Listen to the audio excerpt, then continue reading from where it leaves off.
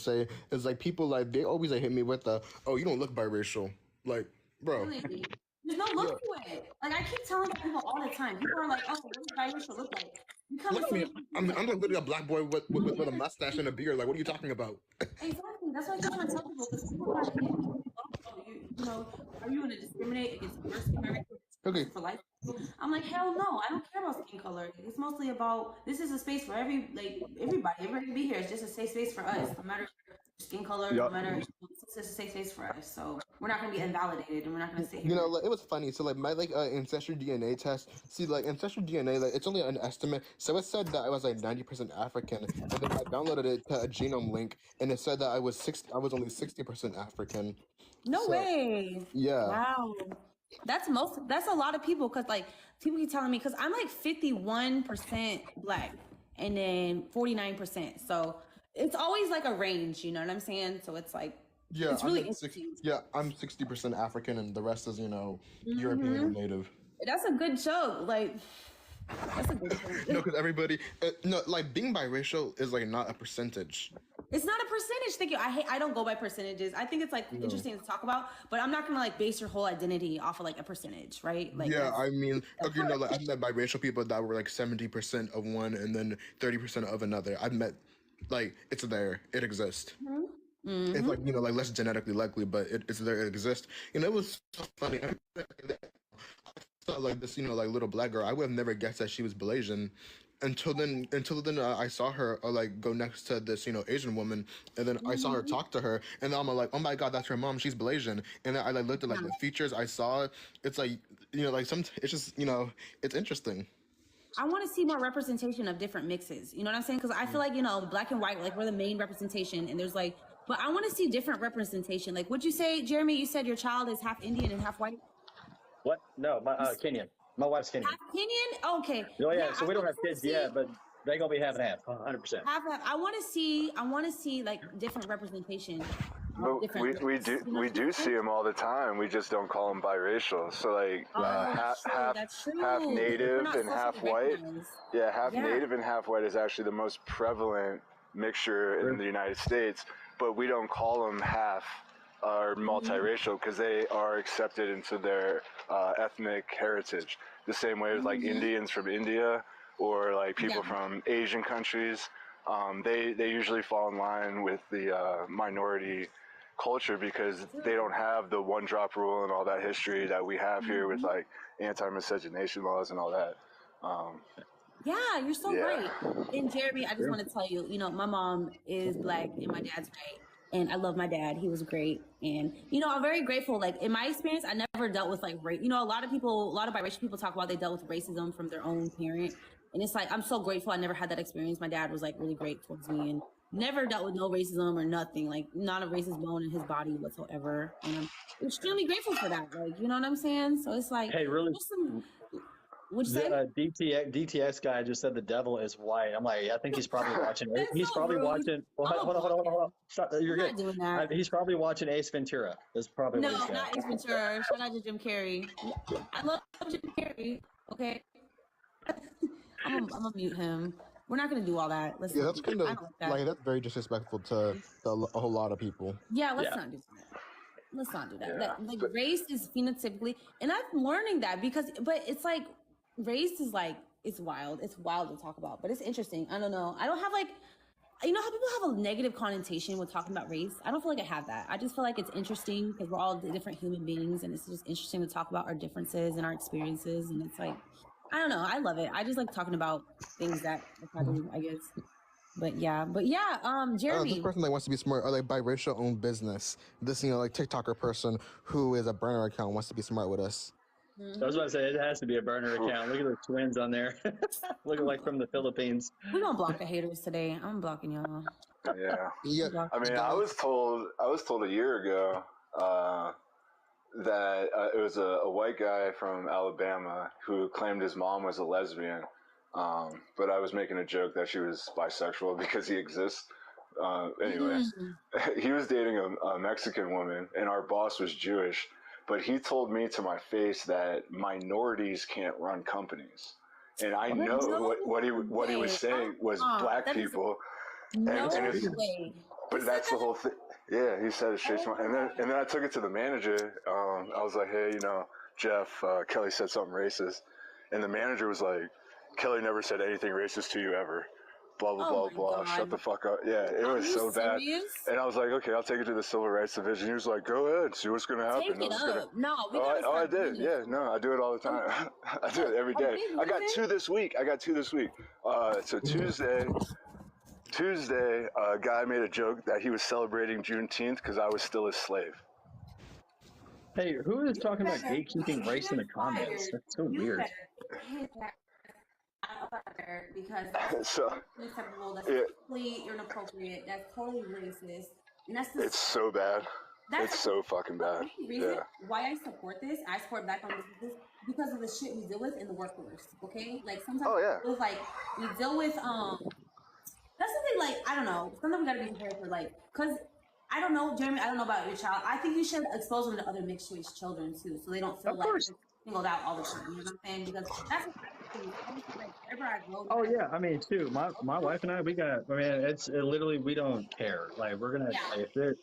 I mean, it's like it's truly about character. I don't care what color you are. I mean, like part of my family still speaks Kalenjin, and it's at the end of the day, it's like because I speak Spanish, and so when I met my wife's family, they were speaking Kalenjin around me, so I spoke Spanish around them. So I said no one knew what they were talking about, or anyone talked about. I'm like, you can play at that game, but like it really at the end of the day, it's it's absolutely not. They're not going to be sheltered at all, and I mean it's all about making friends and building relationships.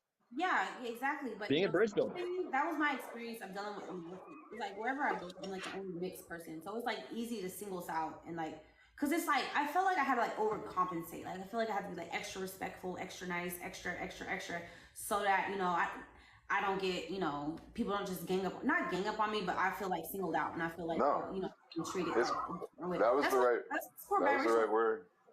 I want us to like have our own. Like if we feel this way in the workforce, a lot of times it's not talked about our experiences because people always talk about our experience with our parents. But let's talk about we go to work like everybody else. Like we all go to work. We gotta work.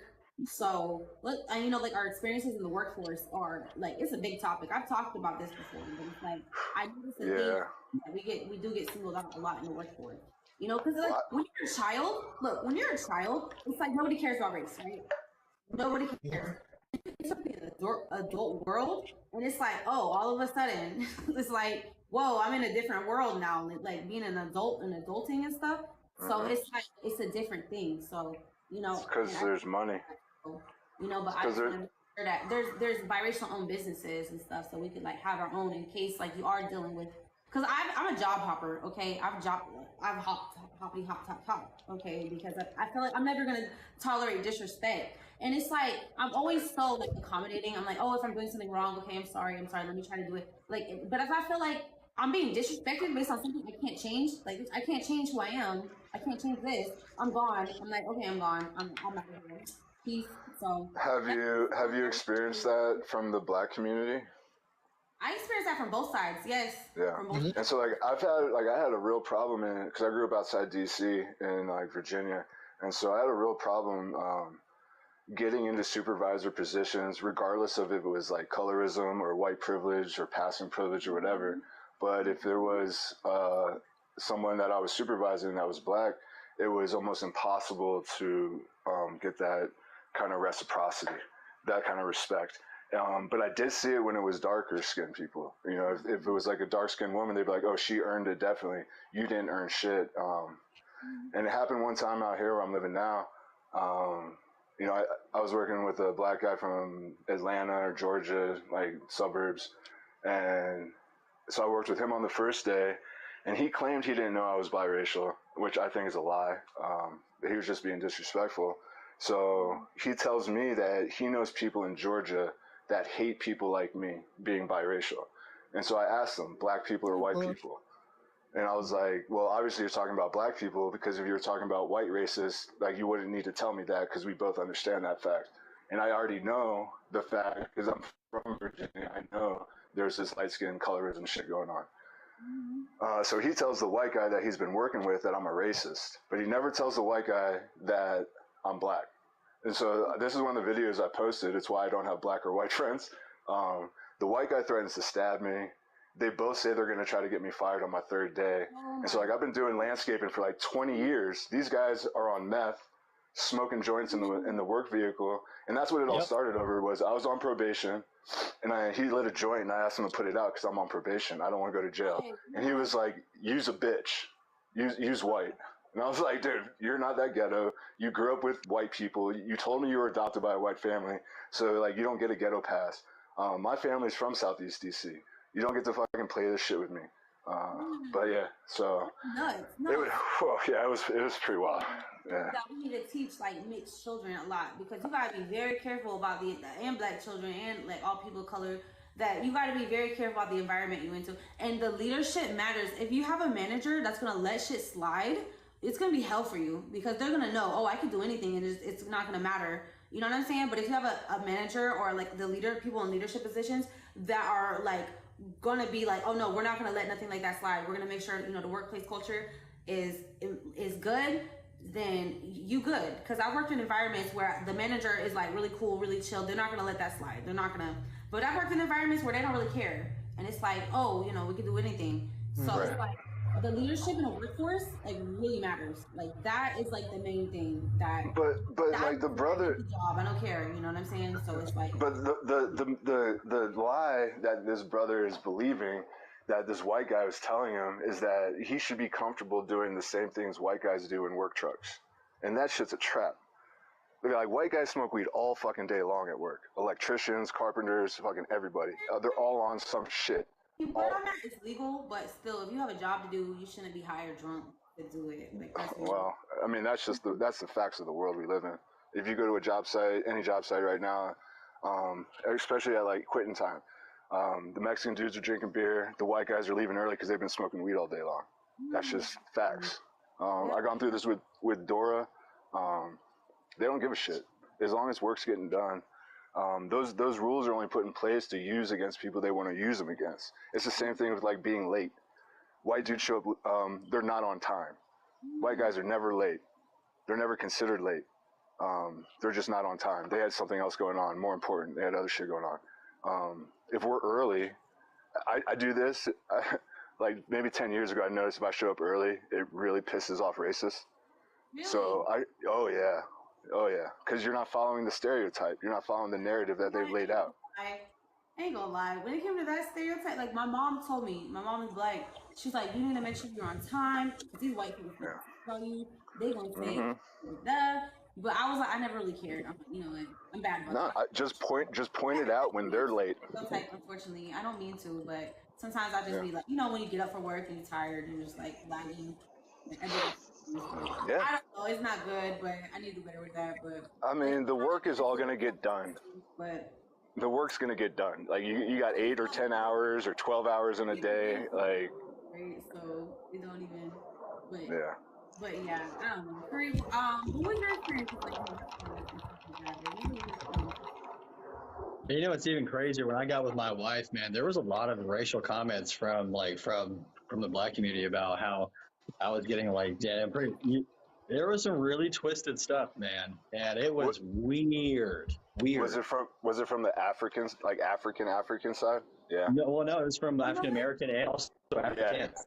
Yeah, no, it was from both. It was from both camps.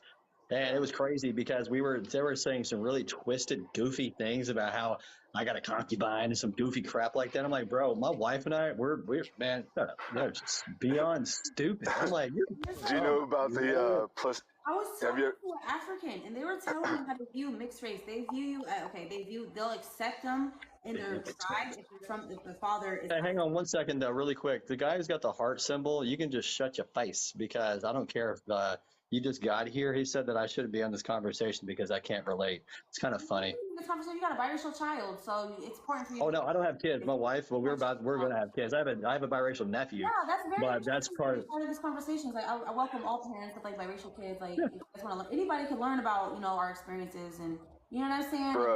Conversation about it, like conversation. We actually do go through stuff, and so these people who just did there, it's funny because you don't want to argue with the fool, Exactly. Because I believe that biracial issues should be solved by biracial people. Like if you have an issue, like you don't know how to handle it, come to biracial people and talk to us about it. So I gotta run. I got a call. I gotta take. Oh, damn. I was gonna ask. I gotta run. I have a call. I got a phone call. I gotta take. Thank you for popping read the quadrants. Read the quadrants. Yeah. But let's I was trying to tell him about like these books he should read. Topic. I knew that was gonna be a thing though. But look, when it comes to like colorism, people are gonna be like, oh, we shouldn't support biracial owned businesses. I know people are gonna say that. But my response is, our experiences in the workforce, we get singled out a lot because we're biracial. It's like that's why I would want us to have biracial owned businesses, so we don't gotta go into like everybody. I don't know. Capitalism is rough. It's hard because it's like I wish that everybody could be wealthy. I wish that we could all. I wish that we could. I don't know. I think we should all do that, right? I don't know, but it's like capitalism set up in a way that it's like hard. So, kind of live in this capitalistic society. Yeah, I mean, you know who Dr. Claude Anderson is? Yes, I know about Dr. Claude Anderson. Power economics? Yeah, yes. Exactly. And you know what he was doing with aquaculture?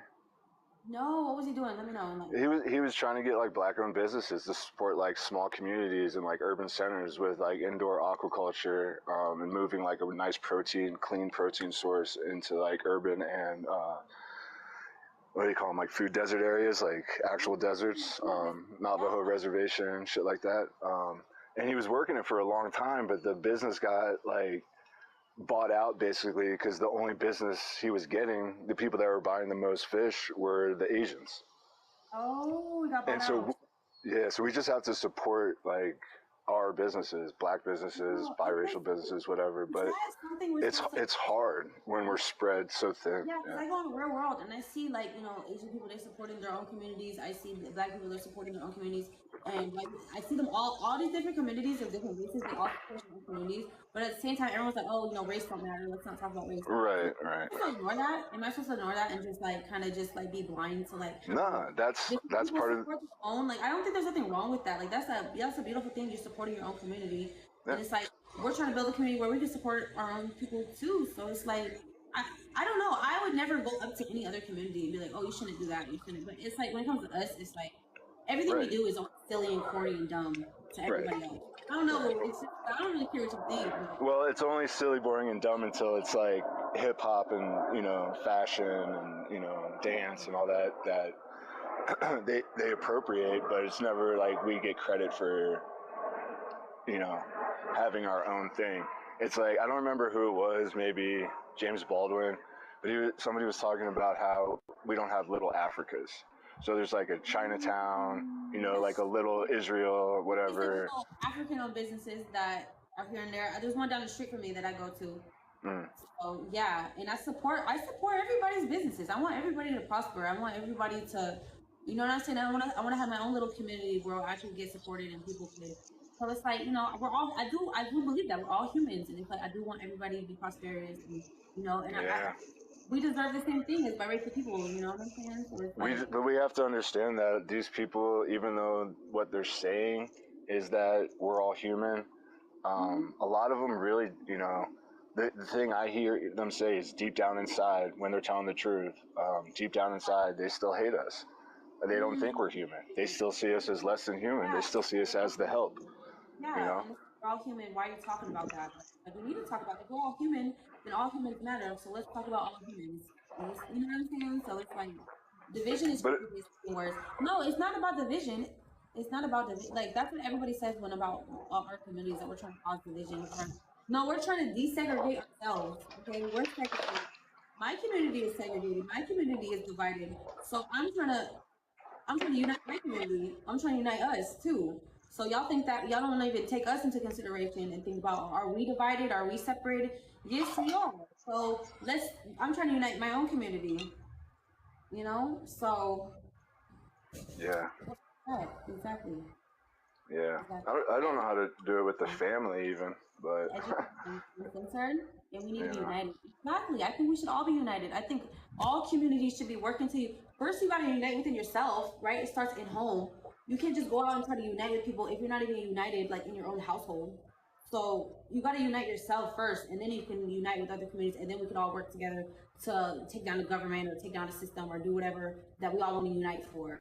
So it starts in home though. So that's what I'm doing. I'm trying to actually unite people. Like I'm all about uniting people, and people are always trying to say I'm about segregation and division when it's actually the complete opposite. So, Yeah, I did see some like TikToks earlier, or maybe like back in January about starting co-ops, like co-op farms, and it's like people like pushing in like 10 grand each and buying up some acreage, and just getting to work. But the problem is the history of like how it's like redlining out of being able to sell your crop.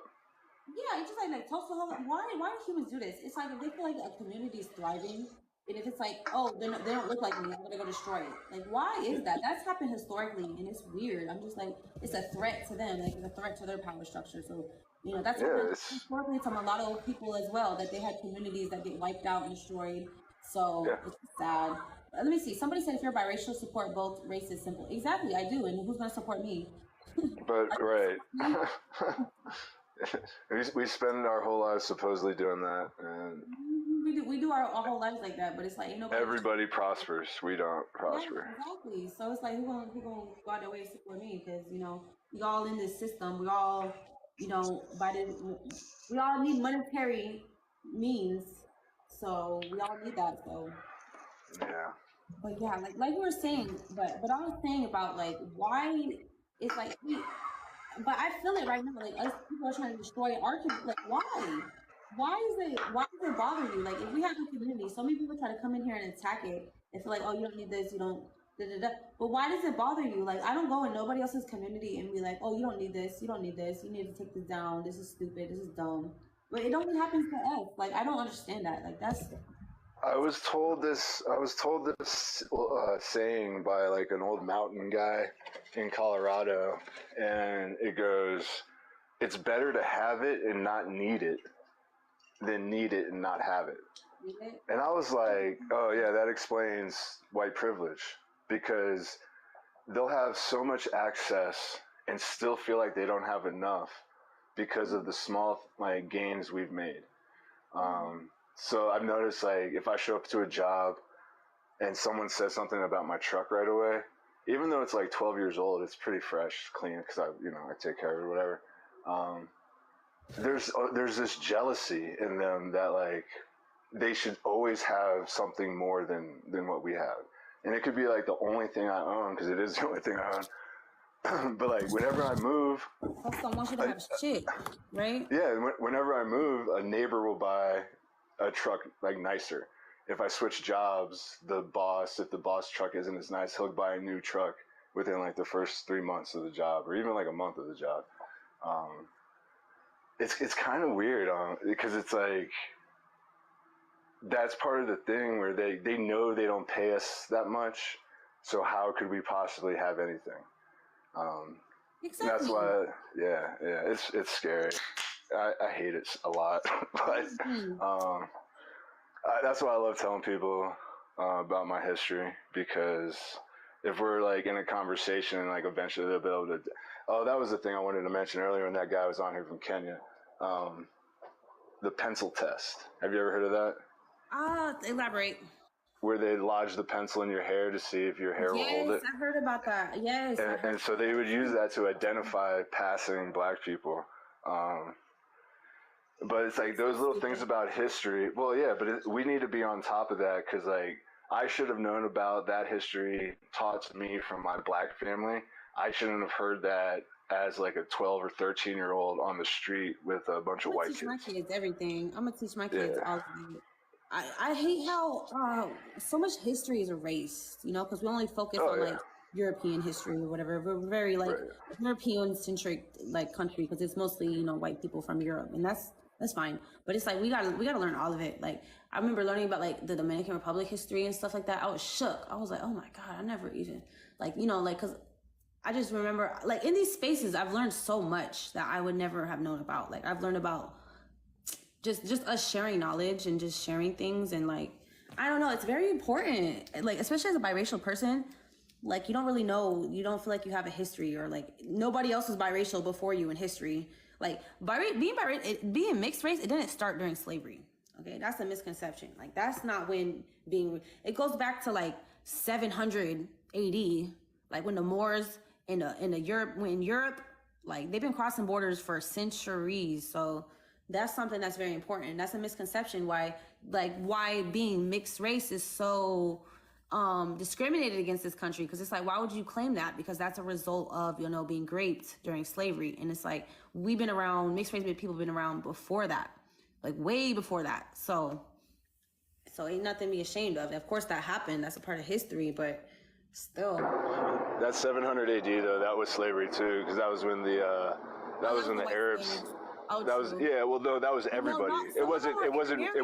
Yeah, no, they were. Like they were. Right.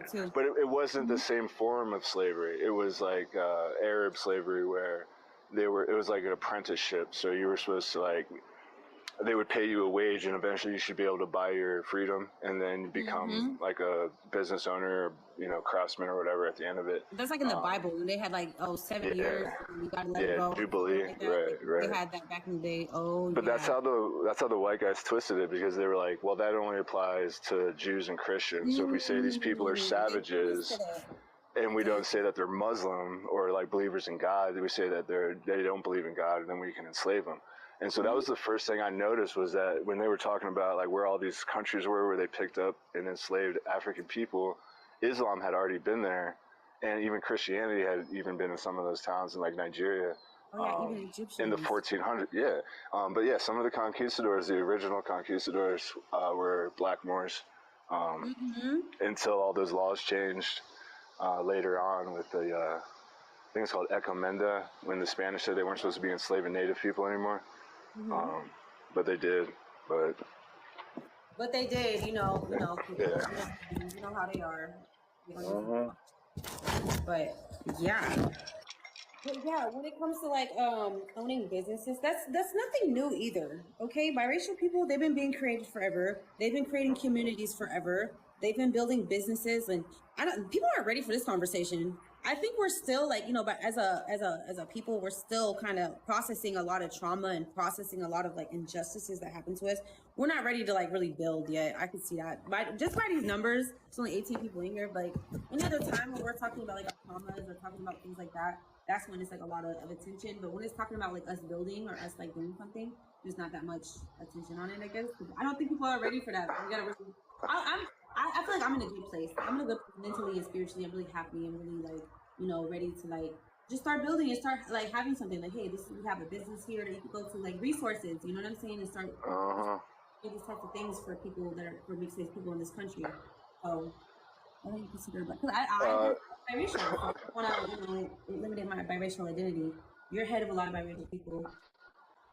I feel like I'm ahead of my time a little bit. I feel like I've always been like ahead of my time a little bit. You know what I'm saying? Because I feel like community goes through this. You know how like every community goes through this. They're like, they go through all this abuse and trauma, and then it gets like a trendy to be that, and then all of a sudden, oh, I love you. You know what I'm saying? I feel like we're in that phase where it's like, oh, we have every right to abuse you and talk to you because and then like whatever, just for some reason, I don't know what's wrong with humans, but there's always highs and lows to everything. There's always cycles.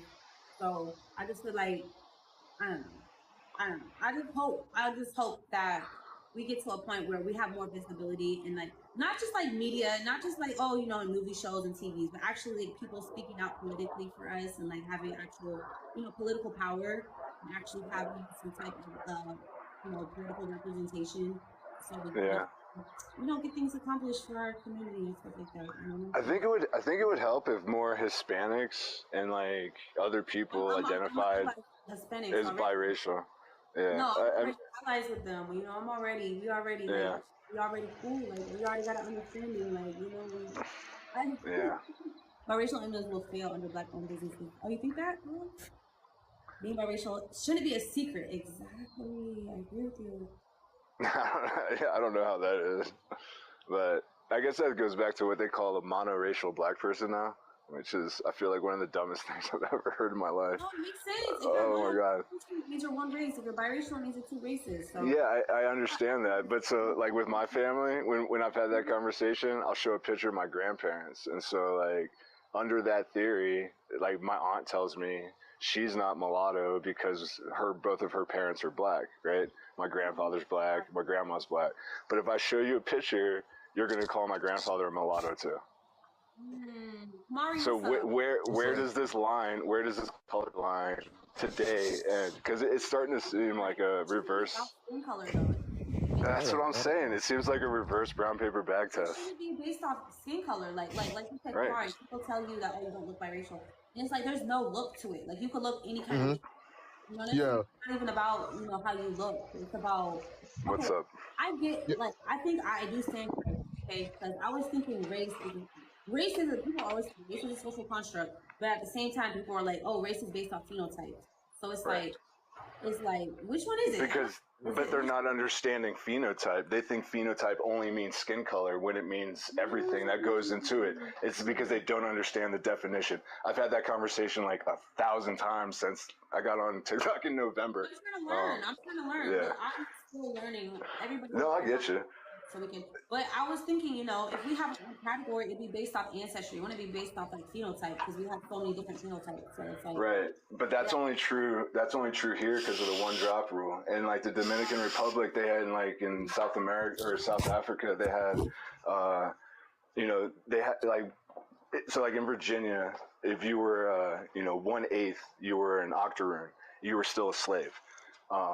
In Dominican Republic, if you were an octoroon in Dominican Republic, you were basically a white person, like working in the government, right? So in like South Africa, you would be considered colored, so you wouldn't be quite black, but you wouldn't have the full privileges of being white. But it doesn't work like that here. It never did in the United States, especially in southern states or like westward expansion states, because the westward expansion was just all the Confederates that weren't hung after the Civil War came out here and got free land. Yeah, because Lincoln pardoned them all, but. But Kamari, I wanted to ask about like your experiences like in the workforce and stuff like that. My experience in the workforce, so. Okay, so like, I want to say is like for like the most part, I've actually I've had very interesting experiences. I've had experiences where like younger black boys were jealous of me because I had a beard at a very young age, and then beard popping. Okay, I love beards. Beards are me too. And then like they're jealous of me, like they're asking me, and then like they're all like, "Oh, bro, you need to like cut that off," because like they're jealous, like they wish they had one. So they're like, "Oh, it looks bad. Like you need to like cut it off." Like I went through like so many problems, in the workforce, and I mean, I've had to explain to people like I'm also very European. I'm not just African. I'm also I'm not just black. I'm also European. But I've had those problems in the workforce. I've had people say, like indirectly say things to me.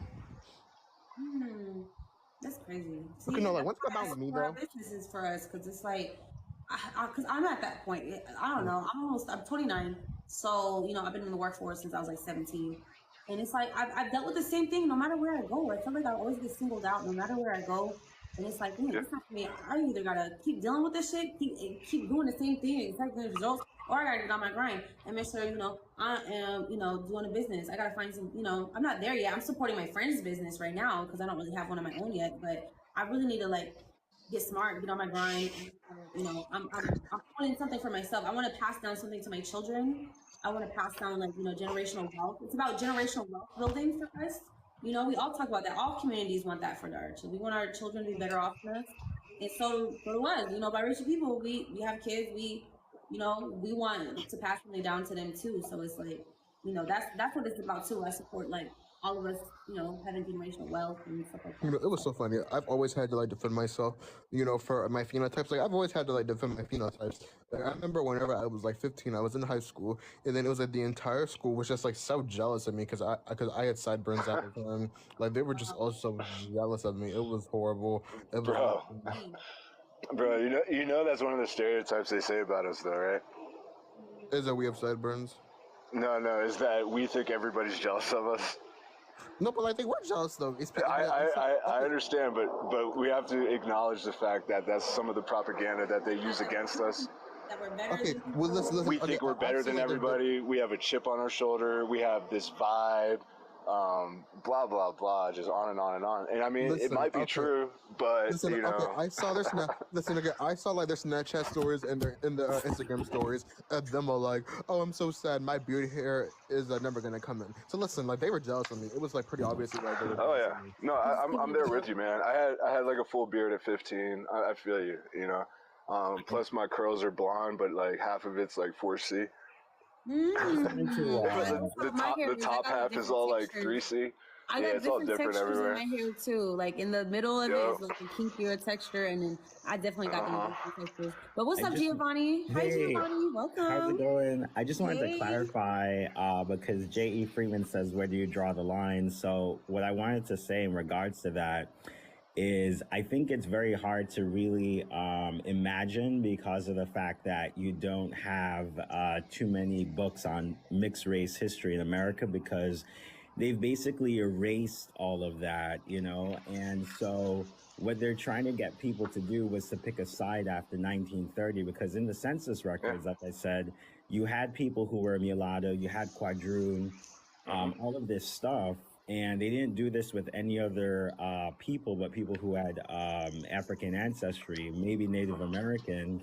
But we had people like Abraham Lincoln, who was Melungeon, who definitely had African ancestry, because all Melungeon people are mixed with 3 races.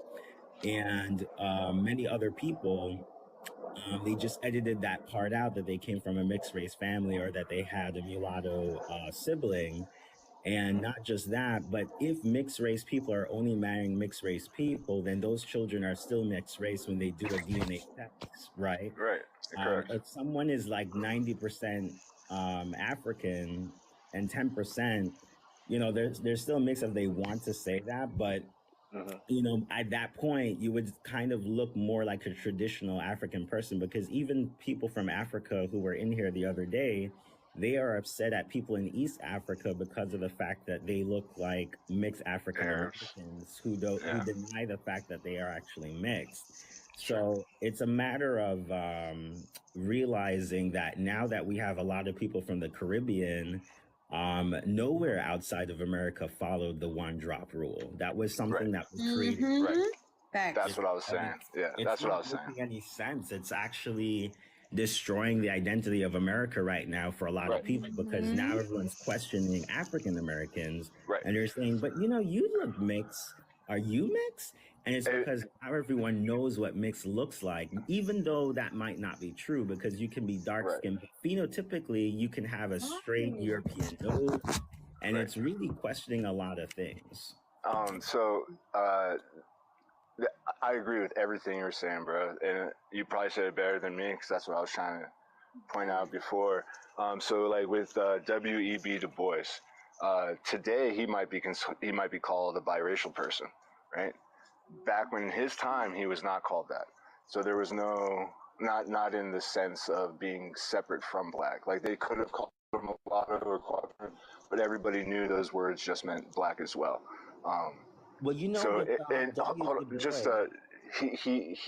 he asked that question for the 20th century was in the book Souls of Black Folks. He asked the question of the 20th century is going to be where does the color line fall? And so this has been the question for a long time. There are plenty of books written about it, and when you're talking about black erasure or mixed race erasure, it's because back then people like Lena Horne weren't considered biracial. Rosa Parks is not considered a biracial woman. She is, but they're just considered black people because that's the way it worked back then. So that erasure is happening from within our community, but it's only prevalent to people who were born after Loving v. Virginia and the anti-miscegenation laws that, you know, removed the Racial Purity Acts or whatever. And I can't remember the other part. But I do agree with you. The weird part to me about that whole thing is, like, when you look up W.E. Du Bois, their family they didn't come from slaves, because even their mother family, they came from free colored people in Massachusetts. True, but somebody somebody was brought here, bro. If it was an indentured, some Africans were brought here as indentured servants, and the same contracts were the same as Irish before the laws changed in Virginia that were based on making slavery, targeted towards black people. Well, this is why I was saying that it's been edited. For instance, there were African people that were having children with the Irish indentured servants at a certain point, right? Each time period is a little bit different. Yeah. And those first generation of mulatto kids, they weren't considered slaves or indentured servants. They were just considered free people, especially if their mom was the indentured servant and their father was African. And you have a lot of famous African-American people who are finding out they descend from that particular line, and they've just always been free, right? I'm one of those people. And so the deal was, one of my great-grandmothers, who was either white or Native American, who was born a free person, married a black man during a time period where it wouldn't have made her an enslaved woman. As the laws changed, as the geographical laws between Virginia and Maryland and shit was going down, have you ever heard of the reverse Underground Railroad?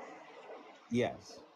And so that's basically what it was. If you wandered too far to a county line or a state line, you could be kidnapped and your manumission papers would be torn up and you would be re-enslaved. That's the whole thing of 12 years a slave. I never heard that. The 12 years a slave guy was listed in his manumission papers as a yellow Negro. Right. So I'm not focusing on the slave part. I'm more focusing on the fact that in each time period, it kind of changes a lot. Like, for instance, they'll say that, when I say erasure, they'll say that only white people could own land in South Carolina. But there was a particular time where a lot of mulatto people and descendants of them were actually able to hold land because technically they weren't black. And so that's where the law got kind of confusing. And, because I was able to do genealogy for a whole family, and they didn't know why their family had owned so much acres of land. It was because their ancestor was a plantation owner who had a mulatto child, and he left her half of the land, and the other half he left to his white kids. And so when I had showed this to them, it was quite a shock, because what you're reading in the history books today contradicts what happened with this particular family, and it happened with many other families. There's a book called The Quadrant, and it's about this girl, and so her mom is a mulatto woman, and her dad's white, but the mom's like white passing, so the kid's like basically white, blonde hair, blue eyes, whatever. And so she lives her whole life thinking she's white and free, and everything's cool, and she has like a huge plantation in Alabama or some shit. And then her mom dies, and then her dad dies, and then the town finds out that she's like a one-drop Negro girl, and they fucking take all of her shit and enslave her. It's a person they've known their whole life. I'm so sorry. But this is real. This is real. Anybody, but I want to come in and say hi to the host. What's up, girl? Hi, everybody else in the boxes. What's going on? How are you? We're talking about some deep stuff. Oh yeah. Because these are the banned books. These are the banned books that's how they erased our history. That's there's another one called King's Blood Royale, and it's the same concept up in Minnesota. Okay, but here's the concept. I don't even want to say concept, but here's the thing that I have had conversations with a lot of my friends about, and the fact that the world views biracial people on the norm as you are either half black, half white. But what happens? But what happens when you are one race mixed with another? Like, are you not considered biracial? Well, I was talking about that earlier. I'm sorry, I missed it. But let me tell you, Jesse. So, us and white biracial. I'm so sorry, sweetheart. I can barely hear you. Oh, damn. Okay, here we go. Okay. We do that because we don't have a specific term for us. Like, if you're like half white, half Hispanic, there's like a term for that. There's like mestizo, or if you're half black and half Asian, you got ablasian. or if you're half white, half Asian, you got Wasian. But what is our term? What is mulatto? But that's considered offensive to so many people. So it's like we don't really have our own. But who is it offensive to? African I don't know. Americans. People consider it offensive. Yeah, right, exactly.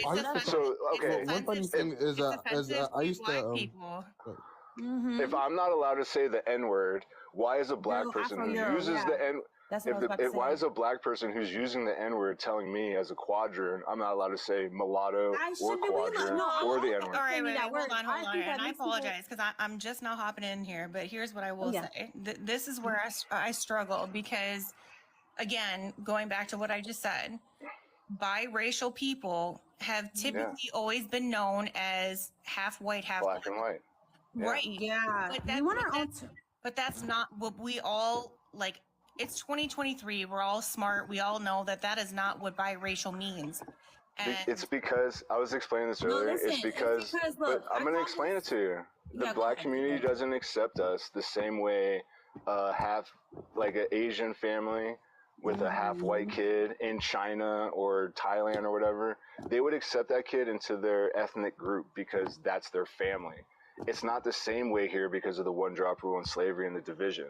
So like if an Indian kid in India is half white, they'll just be like, oh, you're whiter, so you're in a higher caste now. And if there's a native, if there's a Native American, kid and a half Native American, half white kid, which is the most prevalent mix in this country, we don't call them biracial because we just call them Native American. Right, but okay. Right, because we respect them for their cultural ties that way. Yes. Our culture doesn't accept us for our cultural ties in that way because of the one drop rule when slavery ended. So when Pan-Africanism started, you know Pan-Africanism is? Let me say something. Hold on. Yeah, just give me like 2 seconds. Like I'm not, you sound incredibly educated. Okay. I'm not disagreeing with anything that you're saying. I'm just trying to wrap it. Right, no, but I'm saying something different. I get what you're saying, Jesse, because biracial is not just black and white, right? It's not, and I think so. I totally understand that, and we're trying to get there to the point where we have like a specific term that's like PC, and people are not going to be crying about it to slur. So it's like that's what we're trying to get to as like black, white, biracial people. We're trying to get there, so we don't have to just own that term. That is like we don't own that term. And I don't want to erase other mixes and just have be like, oh, if you say biracial, that just means black and white. I don't want to do that. I want to have our own identity.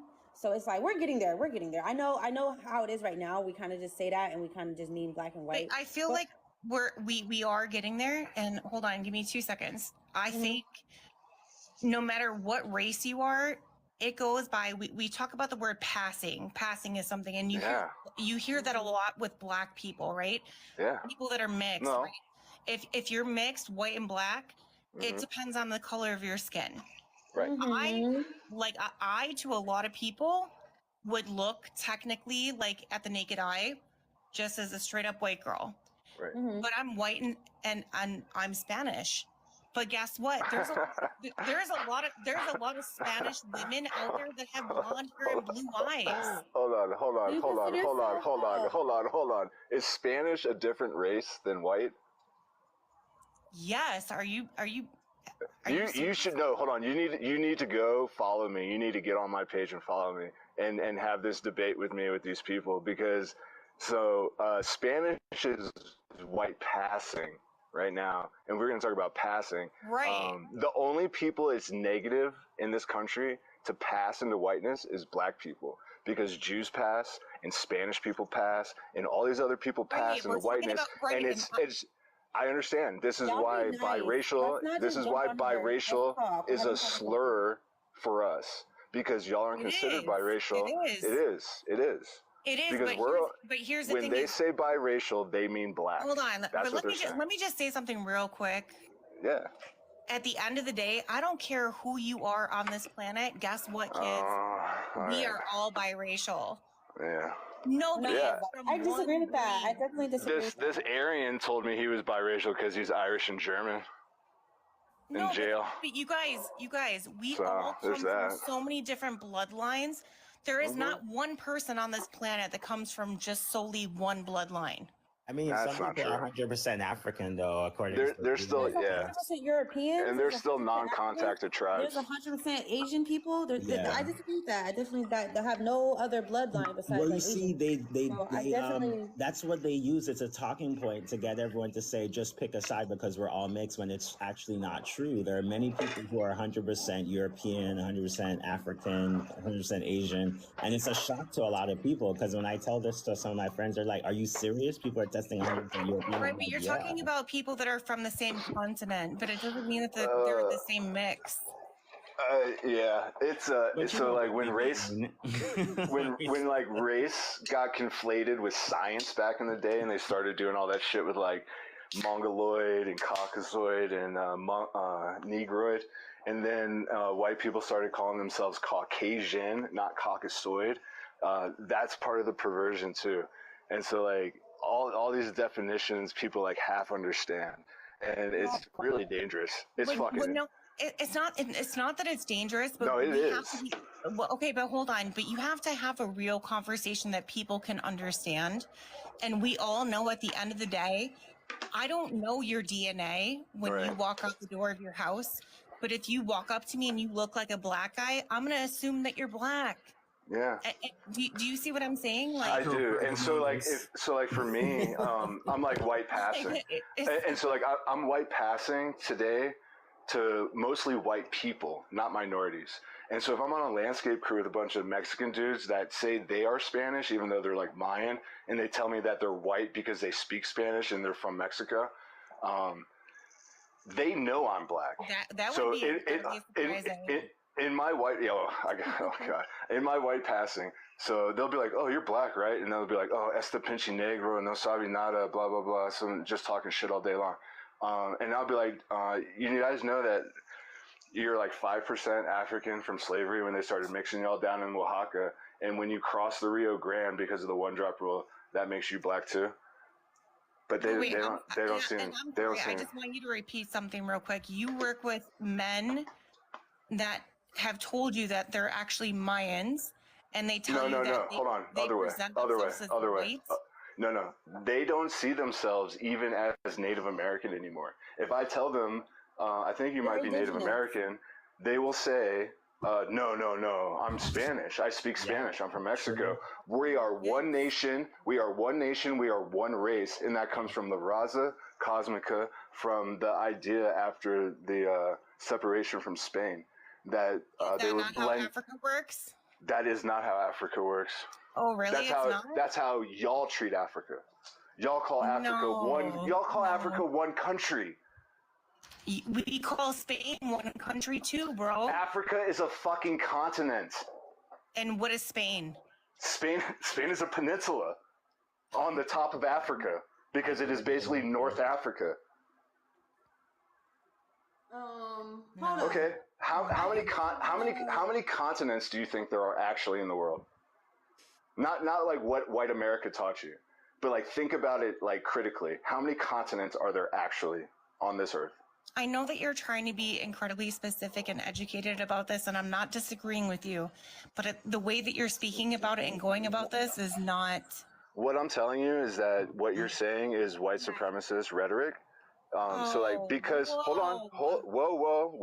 If you hold on, I'm gonna explain right now. I'm gonna explain it right now. Respectfully, let's just talk. But go I said I didn't call you a racist or a white supremacist. I said your rhetoric was dangerous. And so what you're saying is that you said Spanish and white is mixed race. That is Aryan Brotherhood racial classifications. Most people today would. I'm sorry. Do you have a degree in this? Like, where did you get your education?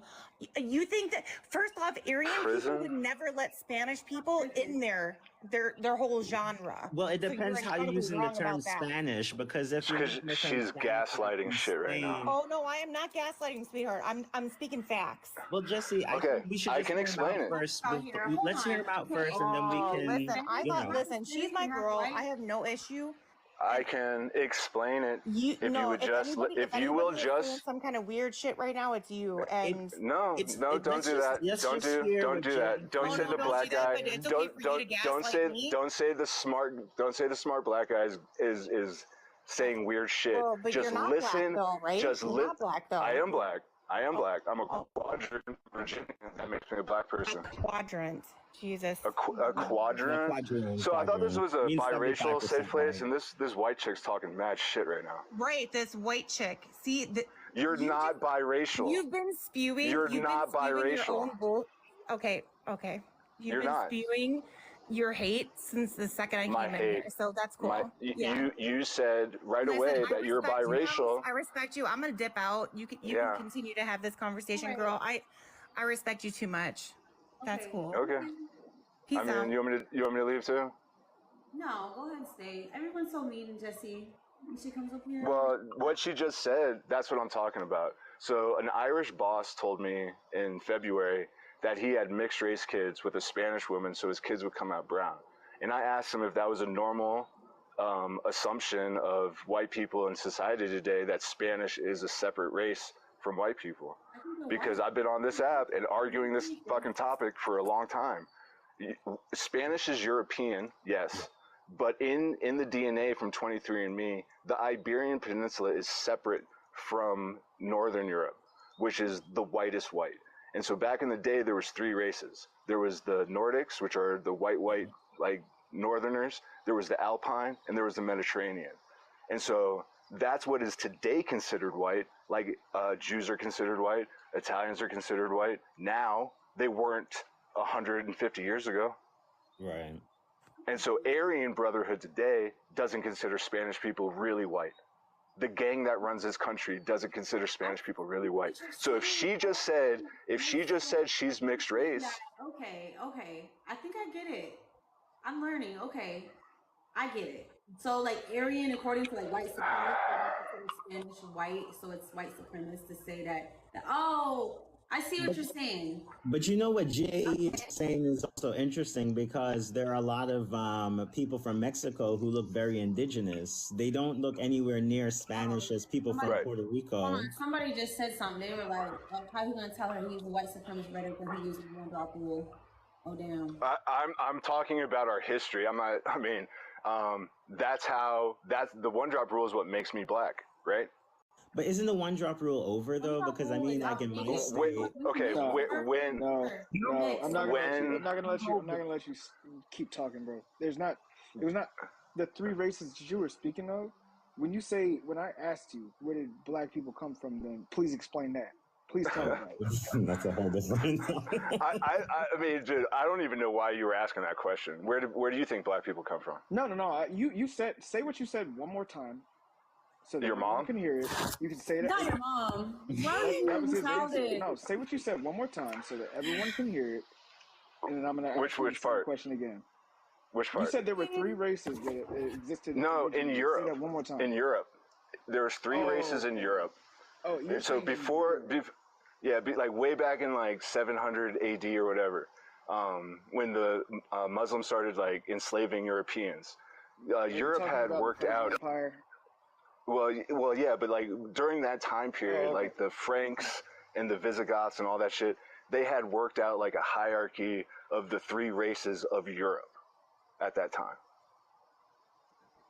So they separated themselves into like the Alpine class, the Nordic class, and the Mediterranean class. And the Mediterranean class was part of North Africa.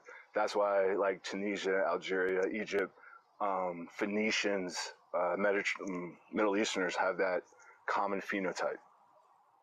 But I wasn't saying there was only 3 races in the world. I mean, no. I'm sorry if it sounded like that's what you were saying. I'm sorry, bro. No, he was talking about Europe. Yeah, just Europe specifically. I jumped in. But I do realize a different way. But I get the question now. Yeah. I thought you were just like trolling. My bad. I do realize though what Jay was saying earlier about like with the people that were from Mexico who looked indigenous, they will say that they are, pretty much Spanish. Right. And then you'll meet some people from, Latin America who will say they're not Spanish, they're Latino. Right. Right. And so it seems that a lot of people in the diaspora of like Latin America, the Caribbean, and all that stuff, a lot of them are confused on the actual labels that they use for themselves, even though the labels do exist. Right. And like the other person that was here who got offended and left, I think if she just probably got the chance to hear him out, she probably would have, realized that maybe unconsciously she's using certain phrases and certain philosophy that she doesn't realize. I had no idea. Harmful. And yeah, that's what I was trying to say. I've met Hispanic people who. Oh yeah, go ahead. Let me just point out, I don't go by the one drop rule, so I really don't want to go by the one drop rule in this space. You know what I'm saying? So. Can I say something about that though? The one drop rule doesn't apply to quadroons. It doesn't apply to octoroons, because if there's any sort of identifiable feature on the person, that's all it took. So that's why there was the things like the pencil test. It's the one drop, like saying one drop. Louisiana was the first state to repeal the one drop rule, but they only repealed it to 1/32. So if you're more 1/32 or less black, it doesn't apply to you. But that means hexadecaroons, 1/16, 1/8, 1/4, all the way up are still considered black people. So the one drop rule is still in place. If you read the census, the definition for black is still worded differently than all the other races. But isn't that more? We don't like to go back to one drop. We're trying to fight against that. Yeah, I know, but that's that's when they threw in. That's when they threw in. 2000. But no, because they didn't drop it. They just added biracial. But biracial doesn't specifically mean black. It just means half white and half something else. But what about in New York City, where you can actually list all that apply? Yeah, I mean, you can, but do you think the people at the census are reading that shit at this point? They're just going to mark you as black. I mean, I think shit they have a multiracial. They do get like statistics for multiracial people though. Yeah, so. But are they giving this? Are they giving the statistics just like specifically for like half Asian, half Native American, half black, like on the census? Yeah. Well, that's why they say pick more. Oh, what's up? Time to leave. Yeah. I wanted. Hi, time to leave. How you doing? I seen your profile pic. It says white fragility. What does it say? It's from the book White Fragility. I hang out with Freeman a lot. Yeah, we've had some good conversations. Oh, thank you, Bryce. Hold on. So he said I was defending you last night. This girl's hating and got an account. That girl came on my live stream because she was mad at somebody else. I didn't know they had a history, so I guess she was following him on live streams, arguing with him on every live stream. So she come on my live stream. I'm like, you finna get my live stream taken down. So I kicked her off, and then she come up to me later. Oh, I got banned because of your live stream. Like sis, take some accountability for yourself. Like you here on something acting crazy, and you need to take some accountability for yourself. I'm just holding a live stream. I'm not responsible for how people act. I kicked her off though, but yeah, she got her account banned. So that was due to her own action. It had nothing to do with me. Let's go, Ray. She's a sad person, but I appreciate you. Come up here, Bryce, if you can, if you got time. I appreciate you so much for defending me. I really do. That means a lot. Like, thank you so much. That just made my heart small. But yeah, go ahead. Time to leave. Sorry, I'm trying to let you talk. I'm not biracial, but I'm married to a person who's biracial, and all my children are biracial. But I'm of the belief. I don't actually believe in race, so that's a whole other thing. I'm like that one. I'm trying to get there. No, because it's confusing. It's like, we go based off. I'm having these conversations so we can evolve our concepts of race a little bit. We could have more of a, so it's not so weird and confusing and it's not so divided by it. You know what I'm saying? So I do want to evolve. The only reason why we have race and all this stuff is so colonialism could find a way to chop us up and basically turn everything into a consumerist thing. They had to find a reason why they could justify slavery. So then they came up with this. Like, if you look up the actual title, which I haven't read the book, but I know the title of Darwin's Evolution, like the full-on title, it'll tell you why they were saying this stuff. Man. So should we go by ethnic? Maybe that's more accurate instead of like maybe because it doesn't have that je ne sais quoi to it. It sounds horrible. I know. I think I wanted to go back to the caste system like Mexico had because that shit is hilarious. Different ethnicities. I respect ethnicity. Like you have like I'm European and African. That's my ethnicity. So it's like I got two different ethnicities. So it's like I want to respect people, but the whole concept of race, I am for it. Like dismantling it at the same time, but it's like everyone else is using race, so might as well just use.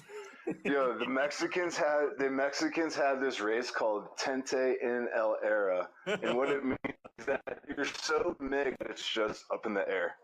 It's just up in the air. Yeah. Oh my God. That's me in a nutshell. I'll go with that. Yeah, right. I'm trying to bring it back. I just want to say to you guys that I am transracial. We're trying to fight for our own category because it's like I don't know if we could all work together to dismantle the whole concept of race. Like, I'm against like the whole racial hierarchy system like that we're in place. Yeah. Let's get rid of that. But I don't know. I'm just trying to because I see that race and culture are very tied together at the same time. So it's like it's real. Like how somebody described it to me. It's real, but it's not real. You know what I'm saying? It's like an illusion that's very strong. That's like it's an illusion of separation. Like, we should be divided by this. But at the same time, it's real because I know that different, cultures belong to different races. So what should we call them? Different ethnicities, or I don't know. It's confusing. Hey, before I go, all I want to say is I'm transracial. What you say? You are? I'm transracial. Uh-oh. I'm not transracial. You say you're transracial? I'm going through a lawsuit right now with a white guy that told me, assuming that I was white, that he was going to identify as a black person like transgender people. Oh my God, that's not. And I was like, oh yeah, that's crazy. I'm black. And he was like, he fucking dropped his jaw. That's crazy. Fucking every day of my life. It's insane. That's why I think what you said, Stallion. I think that's why America is so race obsessed because we're all like from different lands, and nobody can really identify from like their home. Like if you're 4 or 5 generations away from where your ancestors come from, you don't really like identify with that anymore. So that's why people are so obsessed with race here in America versus, you know what I'm saying? Because it's like we're all come from different somewhere else, and I don't know. I'm tired of it, Like, actually, I talk about race a little bit. I wait years, like, not talking about it, trying to ignore it as well, but that's why I'm talking about it so much now, because I went a long time ignoring it. But I don't know. It's still really weird. Like, as a biracial person, it's a fucking weird thing. What races are you? That people are categorized, and it's like, just, I don't know. What are your people supposed to be? Where you going, girl? If you could go somewhere, where would you go? She black and white. Her mom's black. Where are we going? I'm going to South Africa or Dominican Republic. Those are my 2 go-tos that I want to go see. Those are my 2 destinations. The concept of race ended tomorrow. It would just become colorism.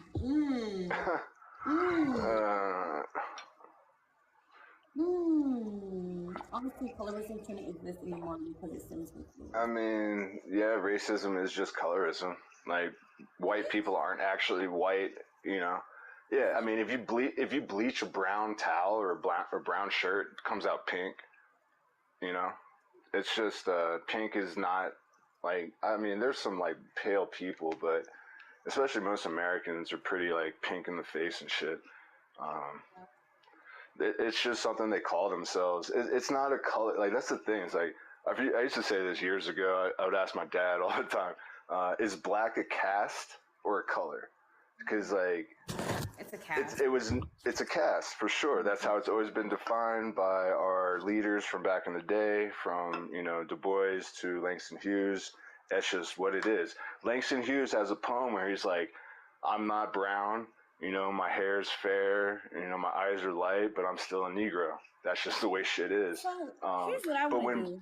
black people are just ignoring this shit today, and then if I cite it, they're like, oh, you're just a racist. Or, the thing is, I think I've said this on here before. Yeah, why are you citing it? If I quote Martin Luther King Jr. talking about, the black community needs to move away from a thing-oriented society, they'll call me racist. but it's never colorist. No one's ever called me a colorist. It's always you. Yeah, that's the shit. That's why we're a separate race. It's never been about you a colorist just because. Because racism basically is colorism, right? It's basically just hitting on different colors. So it's like it's weird because here's what I want to do. I want us to like evolve from like we're all the human race, right? And it's just different phenotypes of different humans, right? And so why do we have all these negative connotations with like different phenotypes of different human beings? You know what I'm saying? So it's fetishism. I don't know. It's like weird perversion. The thing that gets me is like white dads. What I've been told. I got a white dad. In this in like my drug use time, like I feel like these people are being very honest because they're they have no they're not inhibited by anything. This white chick told me that her dad told her he would rather her be gay than date a black guy. And then I started thinking about like, gay rights and, these relationships that I see. I don't know. It seems so weird that like a dad and a daughter would talk about who she's choosing to have sex with. Like if a chick's going into a relationship with a guy or a woman thinking about her dad, it's something wrong. I don't know. But I don't have kids, so I don't know. Maybe I'm wondering psychologically, like what he went through with, not to say that, you judge the world based on what you experience, but you know what I mean? Yeah, but that opens the gate for them to be like, one black guy treated me bad when I was a kid, and now, Because I had a friend from Louisiana who was white, but an elderly guy, and he told me his whole life he was told that black people practice black magic, and so he had to step away from them. Right, and that goes into my question is like, okay, so when they made all these rules about slavery, and they were like, I have this piece of paper that John Hancock or whoever the fuck signed, and we're going to enslave all these people and whip them every day and treat them like animals. And everybody in the community is like, oh yeah, that's cool, that makes sense. Who the fuck are these people? It's all the people we live around. These are their descendants. That's the logic we're battling right now. Yeah. We got a lot of it ain't logic. No, it's not logic. It's narcissism. Call it logic. Well, I think racism comes from narcissism, because if you look at like the diagnostic list, it's like grandiose sense of self, manipulation, gaslighting, all the way down through the whole list. That is so important. We need to really understand that. Like, it's not normal to be racist. Right. It's not a fucking normal It's thing, a mental illness, definitely. It's a mental fucking illness. But for us to heal, also, like everybody knows about PTSD, but we have to look at this thing called CPTSD, which is complex PTSD, which is like oppression from being abused on a daily basis over and over again, and then being gaslit into thinking like it's our fault for like making these people, we had to do this shit to you. So it's like a different way to like a different angle. Post-traumatic slave syndrome. Yeah, basically. But like, if we want to get like actual help, that's what it's actually called. So if we like dig into CPTSD, because it's like the narcissistic like daily abuse, and that's the only way to really like, I think, like start to heal from this generational trauma. But because we got to stop doing it to ourselves. Like we do that shit like, abusing or punishing our children, so the white man won't do it when we should be fighting the fucking white man to stop fucking doing this shit to our whole community in the first place. We got police out here like fingering dudes in the butthole looking for weed and fentanyl and shit when they should be looking for all these fucking missing kids that are popping off in fucking Ohio or whatever. And right, all fucked up because they're not here for safety. They're just thugs. They're pirates. They're pirates. They're fucking Klans members. They're reverse Underground Railroad. According to the 13th Amendment, if you get convicted of a crime, you might become a slave. So these guys go out and make people slaves. Man, that's all they do. Spitting facts. Slavery never ended. It's funny because sometimes like when I'm listening to people on these lives, I realize that the South hasn't really changed so much because a lot of it is not really conducive to like what's really going on in like the North. There is racism, but not to that extent. You know what I mean? Yeah, it's different, but like, yeah, Georgia just passed the hate crime act or law, like after that Ahmed Aubrey situation. Ugh. And that was like a few years ago. So they don't even have like a hate crime amplifier until after that father and son went out on like a lynching mission or whatever. But those dudes were so ugly. I can't believe these people actually procreate sometimes. Damn. Wait, this recently happened in Georgia? That's so crazy. That was like what, 2018, something, 19. It was like right before George Floyd protests, or maybe it was the February before 2020. February before George Floyd. Ahmed Aubrey. I've heard that according to some Black groups, I've heard that there are people who instigate these things and set up these things to actually create racial division so that there won't be any unity in the country. And they usually do it around the time of like voting and all this other stuff. And it sounded crazy in the beginning, but like there could be something to it because there are even Caucasian people who will like watch the TV just along with other Black people. Like, I can't believe that really actually did happen, you know? And it's like they're bringing back certain things from the past to kind of like, you know, just like whip everyone, gaslight them, you know, like through the TV. Yeah. That's what it seems like. Yeah, it's Yep. All right, guys. I'm gonna try to bring the topic back to biracial. So, have you guys ever thought about owning a business? Because somebody asked me in the comments what kind of business would I like to own, and I want to own a restaurant because you know I got Southern roots. You know, my mom from Georgia, and I love soul food. And I live in Washington State. There ain't no good food out here. It's so bland and gross, and I just want some good old home cooking soul food out here. Like I love that aspect of my culture that I come from, and I want it. I don't know. I just miss the food. So I think that'd be that's my goal and my dream that I want to own a business. I want to own a restaurant one day. So you guys plan on like owning a business? You guys ever thought about that or anything? Thank you. I'm gonna do it. Thank you for the encouragement. I've tried. I tried to get a landscape crew together, but I don't know. Yeah, the Mexican guys asked me to pay them ahead of time because they say Black guys don't pay or something. Oh, damn. And I was like, oh, fuck no. You know what? It's one of those things like from the apprenticeships that were supposed to be happening in the 80s and 90s.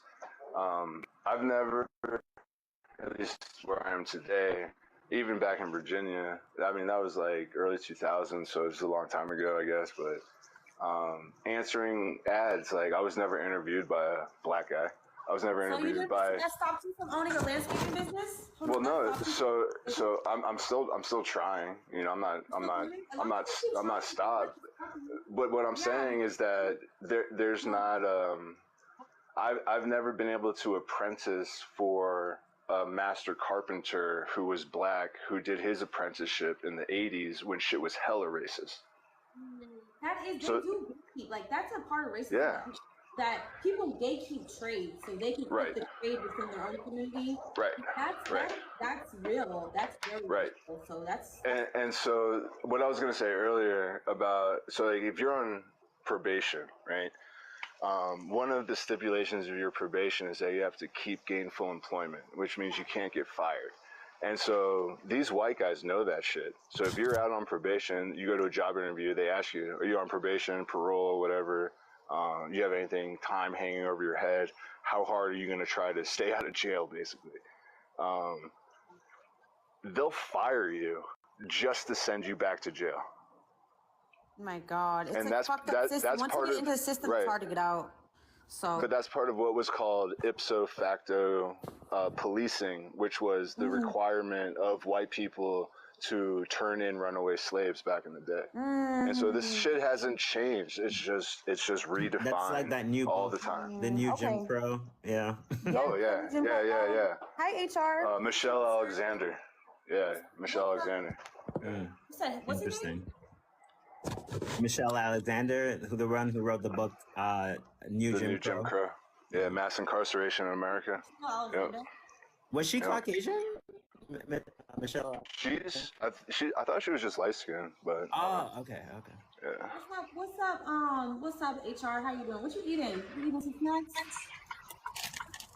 Oh, you eating some smart? Oh, okay. You eating some popcorn? That's what's up. Skinny pop. Hey, I'm just on here. I don't have a business. I'm just on here. I don't have a business.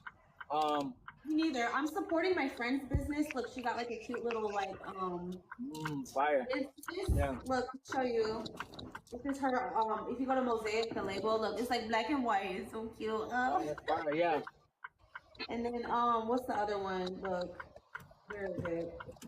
They got one with like Hey Arnold, but he's mixed. You know what I'm saying? Like mixed cartoons. Bro. People, he's like mixed. Oh, that's like, hard. No. Who is that? That's actually That's Daria. Yeah.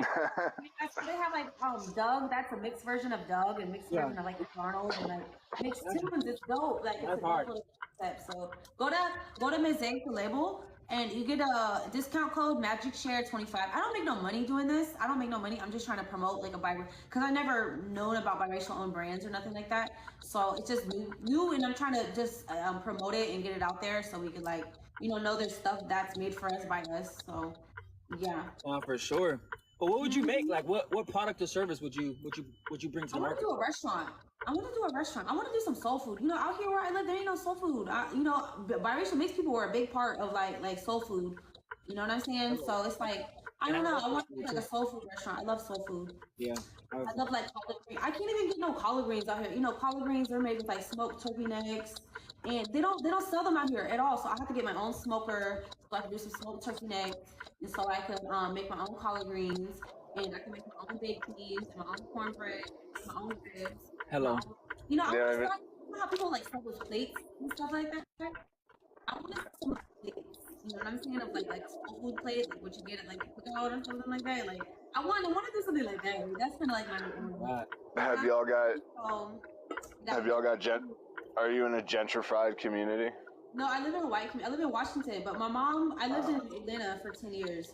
You live in Washington, D.C. or Washington State? No, I live in Washington State. I moved out here because the minimum wage is so low. There's a lot of crime, so I moved my family out here. That's nice. It's okay. I mean, where are you from though? Like, are you from Washington State?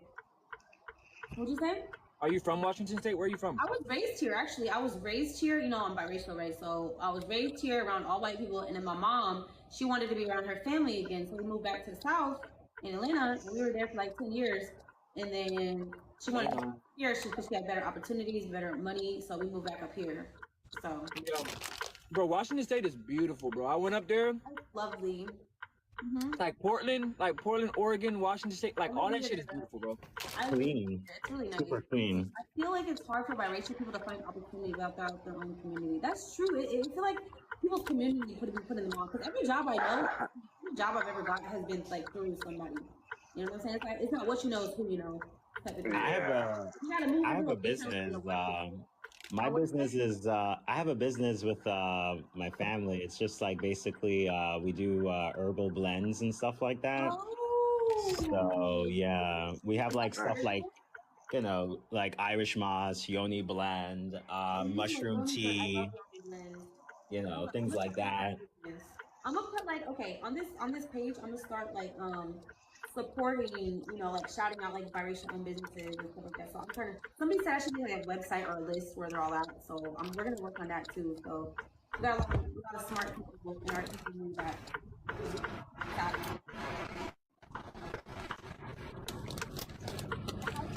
Yeah, trying to build a farm, but that's like the biggest dream ever. I want to know because there's this. I mean, I don't really care whatever like the climate is wherever I end up, but there's this issue going on out here in Colorado, down in Colorado Springs, like El Paso County, where this black couple purchased like 1,000 acres and the neighbors started like murdering their cattle. What? Yeah. Are you serious? Yeah, it's really bad. One of their farmhands ended up murdered on the side of the road. Oh my God. Yeah, he was like Mexican or something, but it's fucking crazy, man. Like it's getting really bad. Wait. And so this goes back to like the whole murdered. Yeah, one of the farmhands that they had. Yeah, they like I don't know. I don't know if they're like catch the killers. Nah, they said they caught one person in custody. I read up on it last in I think March. So they had one person in custody as a suspect, but they weren't saying like a lot about it. They I don't know. It seems I don't know.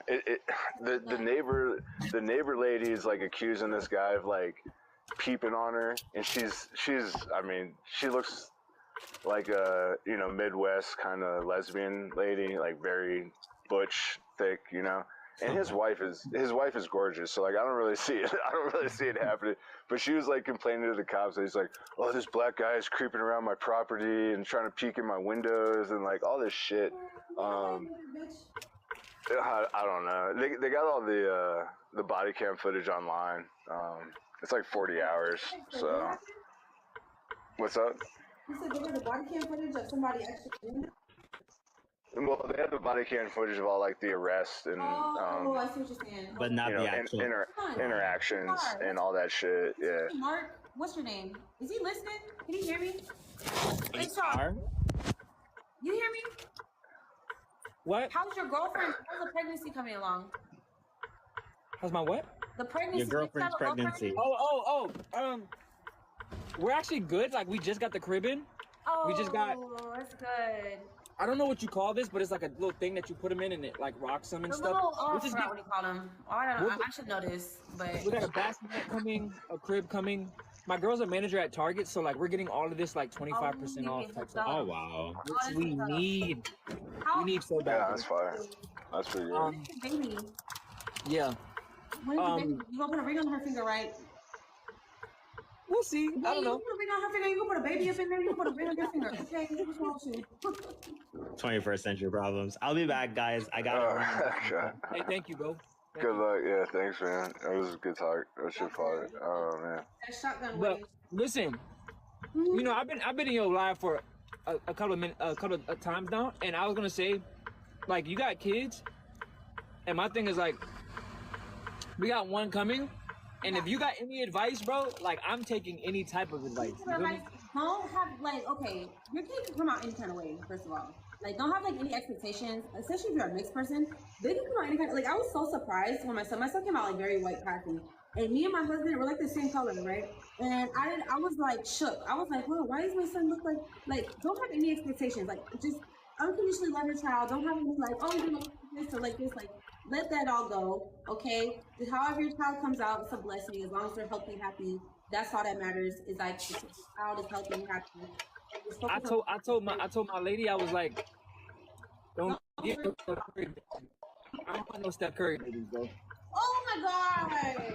Listen, because I'm lighter than her. Like that. You don't. Wow. You'll never know. My girl is like she's Trinidadian.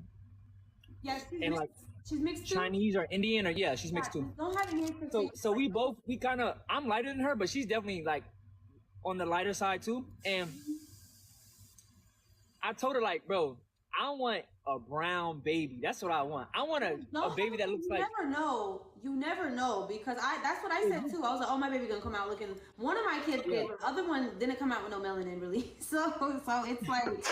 Bro, were you not on here where I was just talking shit about this Irish dude that was concerned about what color his...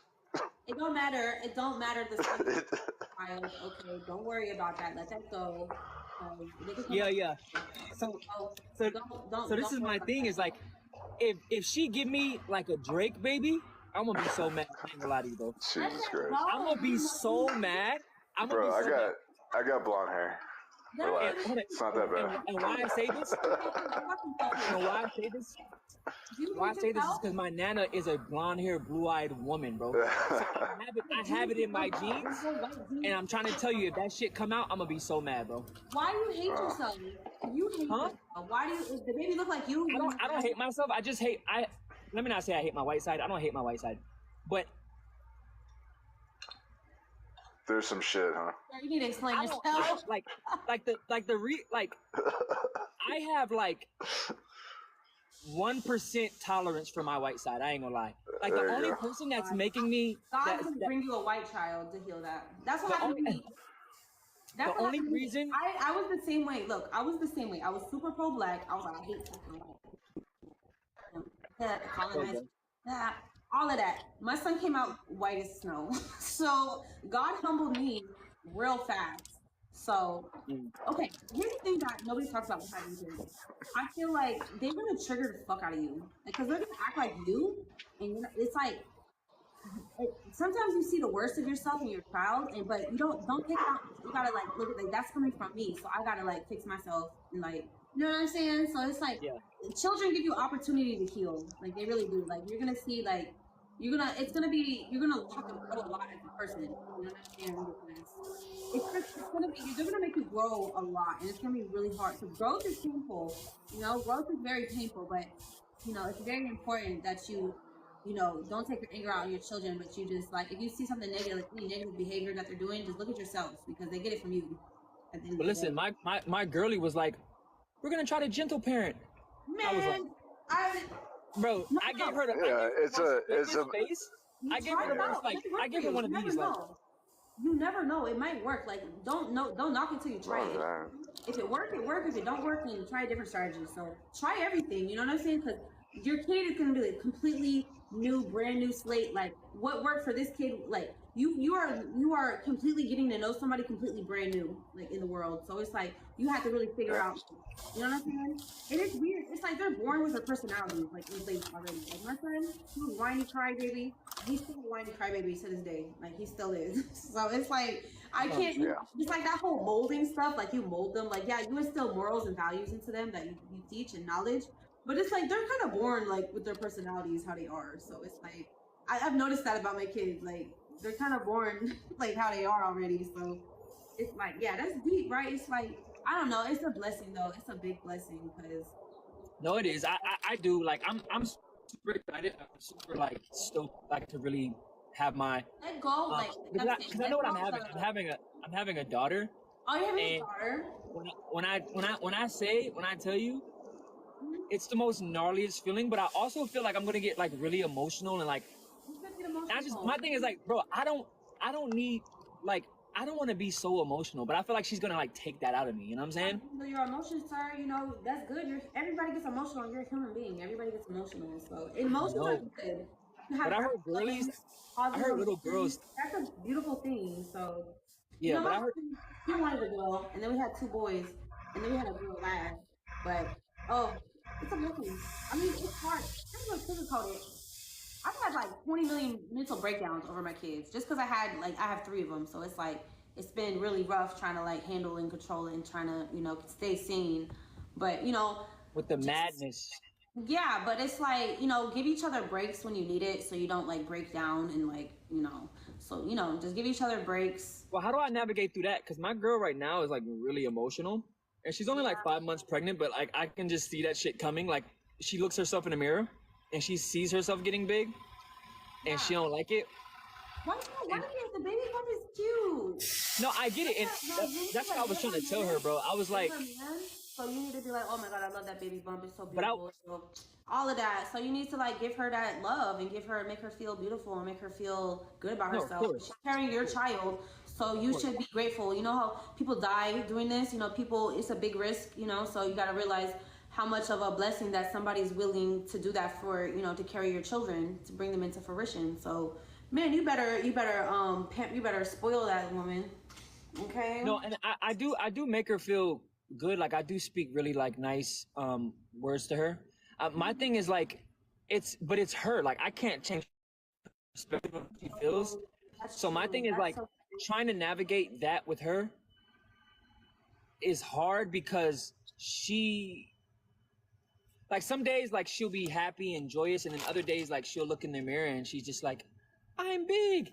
But I told her this though. I was like, bro, I got you pregnant at the perfect time because you can still be cute during the summer and then get big during the winter when no one's really outside type shit. Like, you know what I'm saying? Oh my God. I was pregnant during like November, during Thanksgiving and Christmas. It's the best. Yeah. When do you guys do? December 5th. Oh yeah, perfect. So she gets to be pregnant during Thanksgiving. Yeah, yeah. She gets to eat how she wants to eat. All of that, like, good. Yeah, exactly. Bro. So she don't gotta be all big. Oh my God, because my first pregnancy I was due in September, so I was like super huge during the summer, and it was horrible. So it was so bad. It was like, oh my God. But yeah. Oh my God, that's so amazing. I'm so happy for you. How old are you? I'm 30. Oh, you're 30? You look so young. I thought you were like young. Yeah. Thank you. We the same age though. You about grown. You should. That's about right. You grown as hell. I thought you were like 23. I was like, oh, you grown as hell. Oh, you. Yeah. I gotta make sure that my P's like, I gotta be on point for sure. But I waited so long. Like when you don't have kids, like when you have kids, this is my first kid while I'm 30, so it's like I kind of was already like, I didn't really care at this point. I was just like, hey, we're doing what we're doing, and yeah, you grown as hell. You ain't know what I'm saying? Like it doesn't even matter no more. So exactly, you grown. So yeah, and I was being hella safe during my 20s. But thank God, I ain't gonna lie, because if I wasn't, bro, like you little hoe. That's all. No, you saying you a hoe? No, I'm just saying, bro. Like, I don't know. It's wild though. But yeah. I thought we weren't slut shaming anymore. I'm sorry, no slut shaming. I got called a hoe. No shade. And if I'm not a hoe, then I'm a F word, I guess. I'm just kidding, y'all. I'm just kidding. Okay. No, I was just I gotta go though. But okay. I'll be on here again for sure. Okay, I'll be on here later. I don't know. I'm just trying to promote. Nobody want to talk business. I was gonna ask a question. Okay. So like with the whole like removal of like Uncle Ben and Aunt Jemima, so like how are we gonna get black faces back into the store? Because it's just the Quaker Oats guy at this point, and it's fucking weird. But is it always gonna be racist if we put like our faces?